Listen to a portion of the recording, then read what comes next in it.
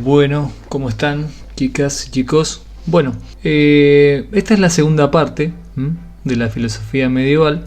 Recuerdan que la primera parte vimos lo que es la patrística, que fue la primera reflexión de los padres sobre los misterios de la fe. Y también vimos a uno de los grandes pensadores, que fue San Agustín de Hipona. Este pensador es considerado como un pensador bisagra. ¿Por qué? Porque va a estar en el medio de lo que es el pasaje de la Edad Antigua a la Edad Medieval. La Edad Medieval comienza con la caída del Imperio Romano del Occidente, en el 476, cuando los bárbaros entran en Roma y la saquean. Bien, lo que pasa a nivel en Europa en ese momento, hay como una reconfiguración social y cultural, bien, porque los pueblos germánicos, como los visigodos, los ostrogodos, anglosajones, francos y vándalos, van ocupando el territorio, se van asentando en el territorio, bien, y va a tardar mucho tiempo para que entre ellos empiecen a haber conexiones. Bien, pero bueno, este es un periodo, digamos, que se lo considera como un periodo de oscuridad intelectual. ¿Por qué? Porque durante ese periodo se incendiaron las grandes bibliotecas, las antiguas bibliotecas donde albergaban todo el saber antiguo, como por ejemplo la biblioteca de Alejandría, y en realidad la finalidad de estos pueblos era asentarse en el territorio y ocupar la mayor extensión. Acá no había fines intelectuales, bien, sino que había más que nada la búsqueda de un territorio, de un nuevo hogar, por así decirlo. Bien, ahora bien, la Iglesia en este tiempo poco a poco se va a convertir en una fuerza unificadora, bien, de estos pueblos. ¿Por qué? Porque vamos a ver que los agentes pastorales empiezan a evangelizar. De a poco el cristianismo empieza a entrar como en estos pueblos germánicos. Es más, ellos empiezan a abandonar a sus dioses, bien, porque se enteran que hubo un hombre que se convirtió en Dios y que venció a la muerte. Bien, es más, Jesucristo pasó a ser más que nada una figura de poder, una figura de masculinidad.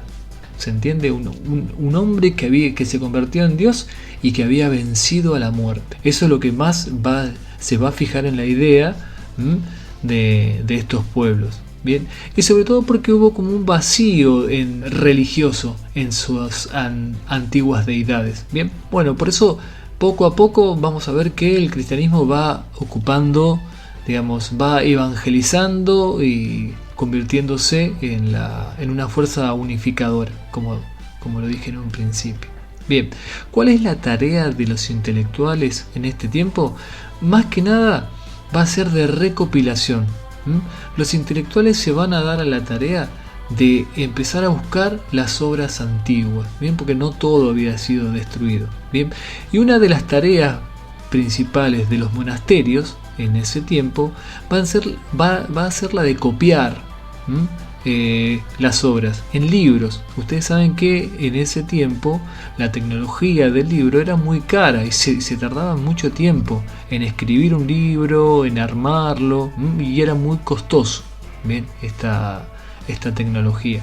Pero bueno, la tarea de los monjes eran eso. Ellos no los estudiaban los libros, solamente habían monjes que se dedicaban solamente a la copia de los textos, nada más. Bien, ustedes imagínense que debería tardar entre 3-4 años más o menos reproducir un libro.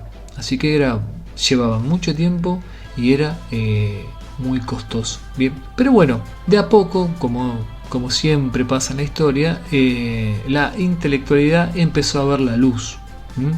Y durante el periodo carolingio, durante el emperador Carlomagno, que fue considerado como jefe de la cristiandad, empezó a fomentar las escuelas, que las hubo de dos clases: las palatinas, escuelas que eran formadas en los palacios, y las catedralicias, bien, que eran formadas en las catedrales y que, digamos, estaba orientada para formar intelectualmente a los sacerdotes, porque ustedes saben, como les dije en un momento, prácticamente el 90%, bien, de la población era analfabeta, no sabía ni leer ni escribir. El mismo Carlomagno era analfabeto, bien, pero bueno, de a poco la intelectualidad empezó a resurgir, la formación.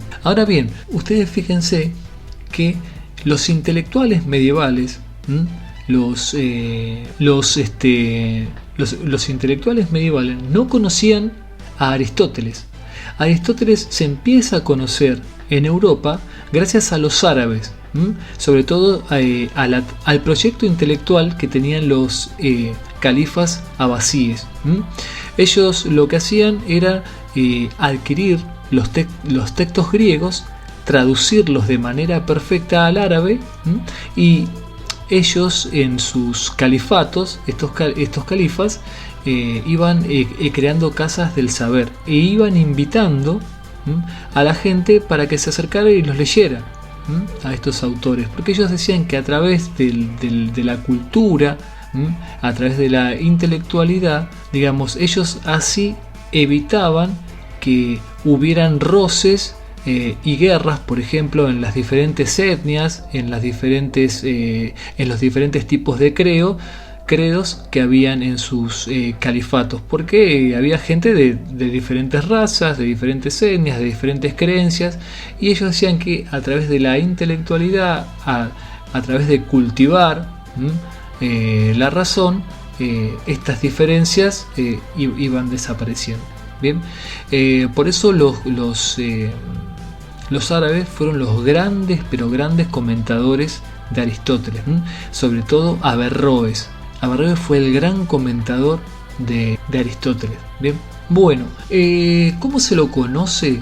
¿Cómo se la conoce la filosofía en esta segunda parte? Se la conoce la escolástica. La escolástica nace de un método de estudios, tiene su génesis, de cómo estudiaban los árabes. Ellos lo que hacían era leer un texto y hacerle pequeños comentarios a lo que ellos entendían, ¿bien? Y después lo que hacían era reflexionar sobre ese texto y compararlos con otro, para ver qué decía un autor y qué decía el otro. Ahora, la escolástica, ¿qué es en sí? ¿Cómo podemos definirla? Como un método racional, reflexivo, en tanto que teológico como filosófico, que se utiliza tanto para el estudio como la enseñanza, bien, que buscaba sistematizar las verdades de fe mediante la argumentación, la demostración y la distinción lógica, basada en la lógica aristotélica como boeciana. En definitiva, los escolásticos eran profes, eran profesores que dictaban clases en las facultades, bien, y era el método que se usaba en la facultad en ese tiempo. Fácil. Se los voy a poner en un ejemplo muy simple. Se agarraba cualquier texto, ya sea de San Agustín o algún pasaje de la Biblia, se lo leía y ahí se reflexionaba a ver qué es lo que quería decir, y se entraba en debate. Algunos decían una cosa, algunos decían otra, pero por lo general era un método muy sistemático, muy racional, porque lo que importaba acá es argumentar racionalmente desde la lógica lo que se decía. Por eso las formas literarias de la escolástica no tienen casi belleza literaria, porque están centradas en tecnicismos, ¿bien? Y estas formas eran las anotaciones sobre textos, como ya le comenté. También se las conoce como sumas, y ya los sistemas de conocimiento son las sumas, ¿bien? Tenemos las anotaciones, comentarios y sumas, ¿bien? Ahora bien, ¿cuáles eran sus componentes? La exposición, se presentaban temas, un profesor exponía algún tema, y después el debate, se entraba en una discusión sobre lo que se creía que se estaba diciendo, ¿bien? Bueno, uno de sus representantes en el inicio va a ser San Anselmo de Canterbury. San Anselmo de Canterbury es muy conocido por su argumento ontológico, a priori. ¿Qué quiere decir a priori? Sin la necesidad de la experiencia previa. Él, a través de la argumentación racional, demuestra la existencia de Dios. Bien, ¿cómo la hace? ¿Cómo es este argumento? Él dice, imagínate el ser más grande y más perfecto que puedas pensar. Bien, ahora, una vez que te piensas ese ser, él va a decir, bueno, ese ser es Dios. Bien, porque él dice lo siguiente, porque es más perfecto existir que no existir. ¿Se entiende? Un ser perfecto le va a caber necesariamente existir, porque si hablamos de perfecciones, es más perfecto existir que no existir. ¿Se entiende? Bien. Otros de los grandes filósofos de esta época fue Santo Tomás de Aquino. Bien, Santo Tomás de Aquino hizo una obra monumental. Bien, en esta obra monumental es lo que hace es adaptar a Aristóteles al cristianismo. Bien, ustedes sabrán que la gran diferencia que hay entre Platón y Aristóteles es que Platón es muy idealista. Él empieza, digamos, ¿se acuerdan? El mundo de las ideas es el que sustenta a la realidad. Pero Aristóteles es realista. Su filosofía está basada en la realidad. No hay una concepción, digamos, sobre ideas. La idea platónica está puesta en el objeto, que es la forma para Aristóteles. Bien, entonces su filosofía es muy realista y muy de la naturaleza. Bueno, lo que Tomás hace es una obra tremenda, que se la conoce como la Suma Teológica, en donde él adapta la filosofía de Aristóteles, bien, al cristianismo, con la salvedad que en los puntos donde la filosofía aristotélica choca con el cristianismo, él siempre lo va a adaptar a Aristóteles al cristianismo. Un ejemplo muy simple, con la cuestión del alma. Aristóteles, bien, decía que el alma era mortal, moría con el cuerpo. Bien, Tomás de Aquino modifica esta parte y él dice que no, que el alma tiene un grado de perfección que una vez el cuerpo muerto, esta, digamos, subsiste al cuerpo, pero como una naturaleza humana incompleta. ¿Por qué? Porque él dice que el alma, bien, para completar su acto intelectual de conocer, necesita el cuerpo. Bien, por eso es una naturaleza humana incompleta, pero por su perfección, esta subsiste al cuerpo. Bien, otro filósofo también muy conocido es San Buenaventura. Bien, San Buenaventura era pero muy agustiniano. Bien, él sigue la tradición, no estaba para nada de acuerdo con Aristóteles.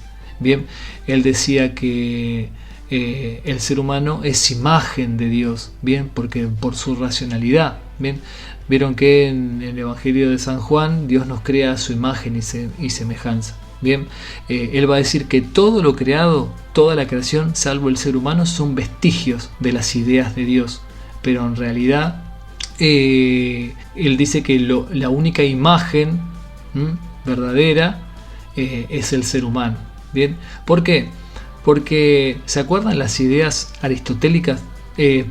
Las ideas platónicas. Bueno, lo que hacen estos filósofos, más que nada, ¿se acuerdan de San Agustín? Lo que hacen es poner las ideas platónicas en la mente de Dios. ¿Se entiende? El mundo de las ideas lo trasladan a la mente de Dios. Eso es lo que se piensa en este momento. Bien, y fíjense, otra de las cuestiones es que ellos, como son devotos, como son cristianos, están iluminados por Dios y todo lo que ellos piensan no le pueden errar. Dice que los demás filósofos, como por ejemplo Platón o Aristóteles, le erraron en algún sentido en sus filosofías porque no estaban iluminados por el intelecto de Dios. ¿Bien? ¿Se entiende cuál es la postura? Bien. Y el filósofo que cierra ya la escolástica, ya más o menos en el siglo XIV, tanto Santo Tomás de Aquino como San Buenaventura son del siglo XIII. Bien, el filósofo que cierra la escolástica, y ya que empieza a haber una decadencia en el pensamiento escolástico, es Guillermo de Ockham. Bien, Guillermo de Ockham es conocido por su principio de economía mental. Él dice que entre dos explicaciones, una que es demasiado compleja y la otra que es más simple, es preferible una explicación simple, sin darle mucha vuelta. Algo que sea claro. Cuando algo es demasiado complejo y cuesta mucho entender, es porque hay una cierta cuestión ahí que no funciona. Bien, dentro de los filósofos estaban divididos, bien, entre los voluntaristas y los racionalistas. Bien, los voluntaristas decían que lo principal, lo primero, lo que se tenía de que tener en cuenta es la voluntad de Dios. La voluntad estaba por encima de todas las cosas, y que Dios, digamos, hizo las cosas como quiso, ¿no? Y que nada lo puede condicionar. Si la creación es de esta manera, no es porque sigue ningún orden, sino es porque Dios lo quiso así. Si Dios hubiera querido, por ejemplo, que el mal sea bueno, tranquilamente lo hubiera hecho. Bien, ahora no. Los racionalistas dicen que Dios, cuando crea, para darle orden a su creación, impone una serie de leyes que ni siquiera Él puede transgredir, porque estas leyes le dan orden a toda la creación, como por ejemplo el envejecer, el día, la noche. ¿Se entiende? Todo está regido por una serie de leyes que van ordenando la armonía. Le dan un orden armonioso. Bien, bueno, ¿cuáles son los problemas que se enfrenta la escolástica? Es la creación desde la nada, porque acá se pensaba, bueno, había una gran disputa. ¿Dios crea desde la eternidad, desde donde Él está, o Dios crea desde la temporalidad? Entonces había una gran disputa, bien, entre esta cuestión, bien, porque, bueno, si Dios crea desde la eternidad, entonces la creación tiene que tener las mismas características, tiene que ser eterna, bien, y si Dios crea, y si también estaba en discusión el tema de que Dios puede crear desde la temporalidad. Bien, bueno, otro de los problemas son la cuestión de los universales. Bien, ¿qué quiere decir esto? Simple. ¿Vieron las ideas platónicas? Bueno, el tema en discusión estaba, ¿realmente las ideas son reales o son conceptos nomás que crea el ser humano? Bien, va a haber un grupo, bien, como por ejemplo Santo Tomás, que estaba a favor de esto, que va a decir, no, son conceptos que son reales. Bien, y por ejemplo había otro grupo que dentro de ellos en el que estaba Guillermo de Ockham, que va a decir que no, que va a plantear el nominalismo. ¿Qué quiere decir esto? Que las ideas son simples construcciones del ser humano. Nuestra mente, al ver un objeto repetir, lo que hace es ponerle un concepto, y lo que hace después es agruparlo, al ver por repetición. ¿Se entiende? Bien, y por último, la razón del ser humano, ¿participa o no participa en el logos divino? ¿Puede la mente captar la esencia? Ustedes saben que Dios nos crea a su imagen y semejanza, y Dios es logos. Entonces, bueno, si somos creados a su imagen y semejanza, entonces podemos participar del logo de Dios, podemos captar en cierta forma la esencia de Dios. Bueno, lo que quiero que les quede claro de esto, para cerrar, es la crítica que hace Guillermo de Ockham. Bien, Guillermo de Ockham lo que va a plantear y lo que va a predominar va a ser el nominalismo. Todo conocimiento que tenemos de la realidad es a través de los conceptos que el ser humano se crea. Bien, eso es por un lado. Eso, presten mucha atención a esta parte, porque esto es importante, porque después lo que va a ser la filosofía del Renacimiento va a retomar a Guillermo de Ockham. Bien, por una parte, el nominalismo. El nominalismo quiere decir esto, que todos los conceptos o las ideas platónicas son conceptos que el propio ser humano crea en su mente. Bien, y que lo que nosotros conocemos, lo conocemos siempre a través de signos. Fíjense los números, fíjense las palabras, las letras. Siempre nos remitimos, nuestra mente remite a signos. Bien, y por otro lado, lo que va a plantear Guillermo de Ockham es que la razón es un asunto humano, nada más, que la razón no puede especular acerca de Dios y que la teología, bien, es una cuestión, digamos, totalmente que está fuera de la esfera, que Dios no puede ser captado por nuestra razón. ¿Se entiende? Y esto va a ser una crítica totalmente, pero muy, ¿cómo lo puedo explicar? Muy destructiva. No sé si destructiva, pero muy que va a tirar abajo toda la especulación racional que se hizo en el siglo XIII. Bien, porque dice que solamente nosotros podemos hablar de cuestiones humanas. ¿Por qué? Porque nosotros no podemos, por ejemplo, argumentar de forma contundente las cosas que se dicen en la teología. ¿Se entiende? Porque cuando hablamos de Dios, hablamos de algo que está fuera de nuestras capacidades. ¿Se entiende? Nosotros nos conectamos a la realidad mediante los sentidos. Bien, entonces Dios está fuera de nuestras capacidades. Entonces nosotros no podemos argumentar contundentemente que las cosas sean de esa manera. ¿Se entiende? Entonces Dios queda replegado a otro plano. Bien, por eso vamos a ver que durante el periodo del Renacimiento la reflexión, bien, se va a basar en el ser humano y en las cosas del ser humano. ¿Por qué? Porque la razón es una cuestión humana. Digamos, los filósofos del Renacimiento van a seguir creyendo en Dios, pero Dios va a estar ahí, porque es algo que nuestra razón no puede captar. Bien, solamente lo que podemos hacer es una cuestión de fe, es creer en Él. Bien, pero lo que va a primar acá es que la razón es una cuestión del ser humano. Bueno, espero que le haya sido esclarecedor y como siempre, cualquier consulta me la hacen al WhatsApp o vía el correo. Así que bueno, chicos, un saludo grande, chicas, y que les vaya bien.